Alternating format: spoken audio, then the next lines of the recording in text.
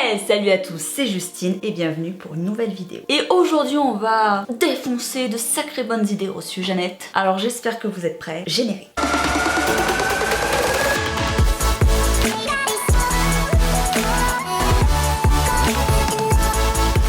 Petite info avant de commencer la vidéo les amis, j'ai le plaisir de vous annoncer que le e-book de l'objectif zéro excuse est en ligne depuis hier soir. Il est disponible sur le lien juste ici qui est sur mon site internet myfitchallenge.com. Vous pouvez le télécharger gratuitement. Il y a tous les tutos qui sont répertoriés dedans, tous les conseils nutrition, tout est condensé pour que vous puissiez le conserver à vie pour vous entraîner, le refaire et le garder précieusement avec vous. C'est un cadeau que je souhaitais vous faire, que je fais chaque année pour chaque édition. Donc ça y est, il est disponible. Allez-y, téléchargez-le maintenant. Il est très ancré dans la tête des gens que si tu dis que quelqu'un est sportif, il doit avoir telle ou telle allure, doit être mince, musclé et rentrer dans une putain de case toute petite, la case. Voilà, on associe toutes les personnes qui ont un surplus de masse graisseuse à la mauvaise santé, à la mauvaise hygiène de vie. Et bien sûr là j'exclus d'ores et déjà tout ce qui va concerner l'obésité et le surpoids qui peut entraîner des maladies. Alors est-ce que être mince finalement veut forcément dire être en bonne santé et sportif? Est-ce que être en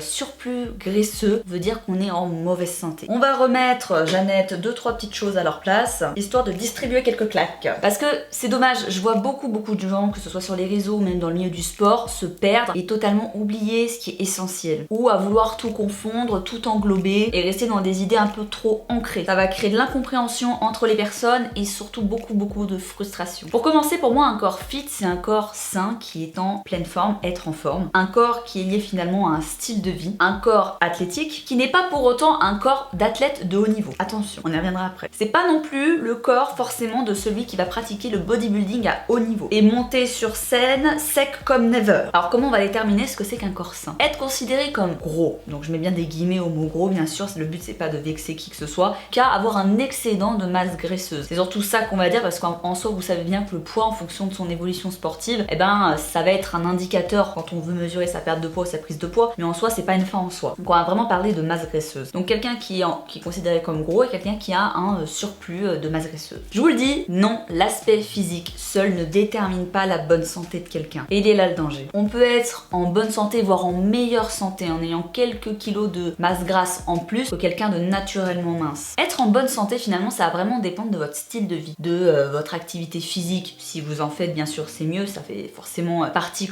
de la bonne santé de votre corps parce que je vous le rappelle on n'est pas censé être sédentaire devant Netflix 80% du temps. Le corps humain il n'est pas fait comme ça. C'est surtout aussi quelque chose qui va passer par votre alimentation. Ce que vous avalez, tout ce que vous allez apporter comme nourriture, comme carburant à votre corps. C'est ça qui va déterminer votre santé. Que vous soyez sportif ou non d'ailleurs. C'est pour ça que manger sainement c'est pas forcément toujours lié à un objectif esthétique. Quand on est en maintien, qu'on aime pratiquer du sport régulièrement, qu'on essaie d'avoir une bonne hygiène de vie tout court, l'alimentation, le mode de vie sain ça fait son lifestyle. Bien que manger sainement, manger healthy, faire du sport, c'est bien pour la santé, ça peut justement amener à des résultats esthétiques. Quelqu'un qui va arrêter le sucre, qui va commencer à faire un peu de sport, qui va être un peu moins sédentaire, qui va faire plus attention à ce qu'il mange, va avoir, même sans le vouloir, un impact sur son physique. Après, si vous voulez être dans la perte de poids tout en mangeant sainement, il faudra, en plus de ce lifestyle, créer un léger déficit. Petit rappel, le déficit, c'est votre métabolisme, ce que vous brûlez comme calories au repos et ce que vous mangez. C'est-à-dire que là, vous êtes en maintien, vous êtes en prise de poids, vous êtes en déficit. Et c'est uniquement grâce à ce déficit-là que vous allez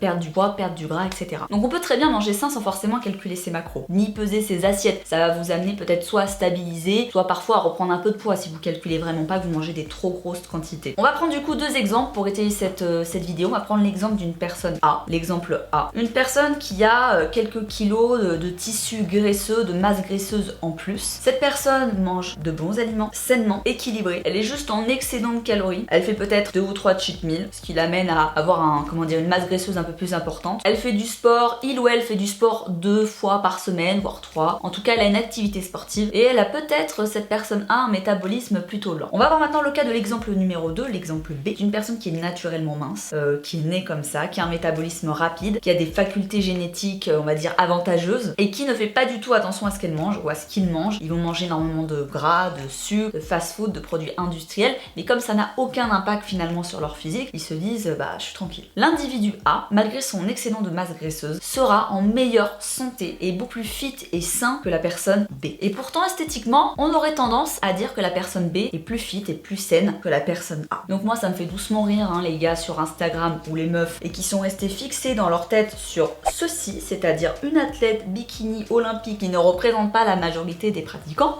on est d'accord. Mais par contre, ce que je trouve bien, c'est que depuis 1 ou 2 ans, on parle beaucoup plus justement du facteur santé sur les réseaux. On est sorti un peu du cadre aussi purement esthétique, on amène aussi aux gens les avantages du sport par le biais de la santé, donc ça c'est une bonne chose. Mais c'est bien beau d'avoir un extérieur, une shape qui nous plaît, si on est pourri de l'intérieur, tout ça c'est du vent. T'auras beau être mince, tu manges de la merde, ton bilan de santé, ton bilan sanguin sera moins bon qu'une personne qui a un léger amas de grammes et qui mange sainement, qui fait du sport et qui s'entretient. C'est toujours une histoire en fait d'hygiène de vie. Quand on parle d'hygiène de vie, c'est ça. Donc non, être mince n'est pas forcément égal à être fit. Tout dépend du corps qu'on a eu à la naissance, etc. De nos facultés à brûler du gras. Il y a des personnes qui seront, plus dans la difficulté en essayant de prendre de la masse musculaire, en essayant de prendre un peu du volume. Ça sera plus dur, mais elles auront plus de facultés à sécher. Et inversement, on va stocker à différents endroits du gras. Souvent c'est au niveau du ventre, au niveau des hanches et de la culotte de cheval, pour les femmes en tout. Quoique les hommes ne sont pas en reste non plus. Et si vous avez un corps qui est mince de nature et qui vous plaît déjà au niveau esthétique, que vous cherchez pas forcément à perdre du poids, faites attention quand même à ce que vous mangez, au carburant que vous amenez à votre corps. Parce que le risque après, c'est de finir avec l'effet skinny fat. Avec les années, on élimine moins, le métabolisme ralentit et en fait on a beaucoup cet effet d'être mince et d'être grasse ou d'avoir de la cellulite. Tout ça c'est lié à la mauvaise alimentation même si on est mince. C'est aussi une conséquence par exemple des gens qui mangent pas beaucoup mais qui mangent très très mal. On va revenir au cas de l'obésité, il faut bien faire attention parce que l'obésité et à un certain stade de surpoids, c'est mauvais pour votre santé. Ça a des conséquences sur votre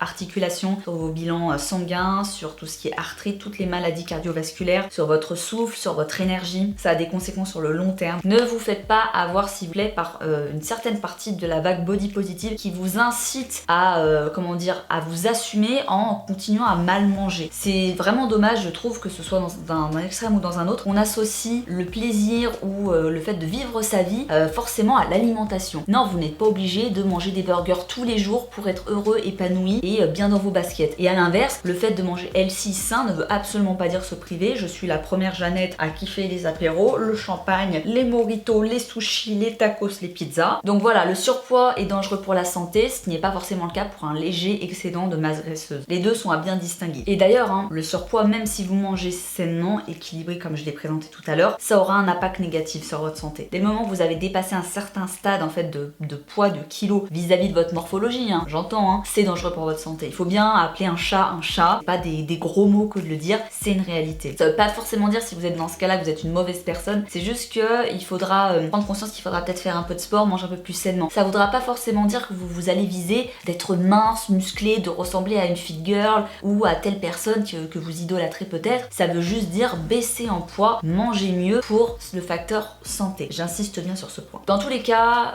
mesdames, messieurs, mes Jeannots, mes Jeannettes, à chaque corps son combat. Que ce soit l'anorexie ou l'obésité, les deux extrêmes sont mauvais pour la santé toujours. Manger sainement, avoir une bonne hygiène de vie, ça va au-delà de l'aspect esthétique, c'est une base sur laquelle vous devez vous appuyer toute votre vie. Et après, les fluctuations de poids vont venir servir, on va dire, de levier pour vos objectifs physiques. Parfois, pour certains sports, notamment pour le crossfit, c'est pas forcément nécessaire qu'on soit hyper sec. Parfois, en prise de masse, en musculation, on prend volontairement plus de poids pour, accélérer la prise de muscle. Il y a plein de sports qui nécessitent pas forcément d'être sec pour être performant. Et pareil, la performance, elle va se chercher dans la baisse ou la prise de poids, etc. en fonction des sports. C'est pour ça que même manger sainement, au-delà de tout ça, c'est le plus important. Et après, le reste, ça va fluctuer en fonction de vous, de vos envies, etc. Pour en revenir à la notion de fit, notamment dans le fitness, dans la musculation, je vous invite vraiment à aller voir la vidéo de Nassim que j'avais beaucoup appréciée. J'avais partagé également sur mes réseaux sociaux. Donc en plus, il va vous amener un côté un peu plus masculin dans sa vidéo qui est personnelle, qui parle de lui. Des commentaires qu'il reçoit notamment vis-à-vis de son physique qui est jugé comme étant trop gras pour un coach, pour un youtubeur et pour un expert en musculation. Et il vous recentre un petit peu sur ce que je viens de vous dire, c'est-à-dire que le poids est un levier et que être sec à l'année n'a pas forcément d'intérêt dans tous les cas. Sauf si bien sûr vous l'êtes naturellement et que du coup c'est c'est votre avantage. Ce n'est pas non plus péjoratif d'être sec à l'année si vous n'êtes pas en mode restriction à mort. Moi j'ai certains de mes amis qui sont dans la muscu, dans le fitness, qui sont assez secs et qui entretiennent une très bonne shape à l'année parce qu'aussi c'est leur métabolisme qui leur est favorable. Tant que eux ne se ruinent pas la santé à vouloir être sec à l'année à tout prix, c'est le plus important. Donc voilà, la vidéo de Nassim, elle pointe du doigt la musculation, quand même un sport qui est lié beaucoup à l'aspect esthétique, à l'aspect physique, le fait fait que le pratiquant de fitness doit rentrer dans une case, pareil, le sportif, il doit être musclé, sec, surtout quand t'as en plus une masse d'abonnés sur les réseaux sociaux. Les gens font encore beaucoup l'amalgame entre les athlètes de haut niveau et les coachs et les pratiquants. Tout est mélangé, tout doit ressembler à la même chose. Or, on n'est pas au courant de l'objectif de la personne, de ce qu'elle vit, de la manière dont elle s'entraîne et de vers quoi elle tend. Pour en revenir plus au sujet de la vidéo, par exemple dans les programmes que je propose, notamment dans le My Fit Challenge, donc on a des personnes qui partent par exemple de surpoids et qui vont perdre un petit peu pendant le programme, plus ou moins en fonction des personnes bien sûr, et leur après ne sera pas encore l'aboutissement de leurs objectifs, ils ne seront pas encore à leur shape idéal, c'est-à-dire peut-être beaucoup plus minces, plus dessinés, plus musclés. Pourtant, ils auront fait ce cap de nouvelle vie, nouveau lifestyle, nouvelle alimentation et activité sportive régulière. Et en ça, ce seront des gens qui seront fit et en forme. En tout cas, tel que moi je l'entends et la manière la plus saine possible. Alors bien sûr, après dans le cas de la santé, il y a beaucoup d'autres facteurs qui rentrent en compte que l'alimentation et le sport. On va exclure volontairement tout ce qui concerne les pathologies et les handicaps. Là, rentre dans des cas pour moi qui sont particuliers, qui peuvent pas forcément être toujours traités par l'alimentation et le sport. Quelqu'un qui a eu un grave accident, quelqu'un qui a des traitements pour des maladies lourdes, le traitement va forcément impacter le physique et même si la bonne alimentation, tout ça est présente, elle ne pourra pas forcément toujours la sauver. J'ai compris que mon corps c'est ma maison, il fallait que j'en prenne soin, que ma santé était prioritaire à mes objectifs esthétiques, ma santé physique et ma santé mentale aussi. C'est vrai que j'ai beaucoup parlé de santé physique, mais il y a aussi la santé mentale qui en découle, forcément, en évitant d'être dans les extrêmes. Mais votre aspect esthétique, enlevez-vous de la tête que les shapes de compétition c'est votre goal à la salle. Non, les shapes de compétition c'est des shapes de compétition, elles sont pas tenables à l'année, d'ailleurs c'est très dangereux pour la santé déjà d'arriver à cet état-là. C'est pour ça que les compétiteurs sont souvent encadrés par des professionnels, c'est-à-dire des préparateurs physiques qui vont leur permettre d'atteindre la juste limite, parfois même avec des produits dopants qui sont en plus dangereux pour la santé. Ça, c'est des athlètes de haut niveau dans le milieu du culturisme. Ce n'est pas la généralité des pratiquants en salle de sport qui pratiquent le fitness, qui ont un style de vie sain. D'ailleurs, les filles qui sont en compétition n'ont plus leurs règles. Elles arrivent à un taux de masse grasse tellement bas pour la prépa compète, qui est dédié vraiment à la scène. C'est un très bel objectif, hein, mais c'est vraiment dédié à la scène. Puis après, le post-compète est à reprendre très progressivement et à surveiller. Il y a des bilans sanguins qui sont faits, etc. C'est pas anodin. Dites-moi en commentaire qu'est-ce que vous en pensez, donnez-moi votre avis, échangez, lâche un like si t'as kiffé cette vidéo, active la cloche des notifications et abonne-toi à la chaîne. Moi je vous fais plein de gros bisous, je vous dis à très bientôt, je vous kiffe.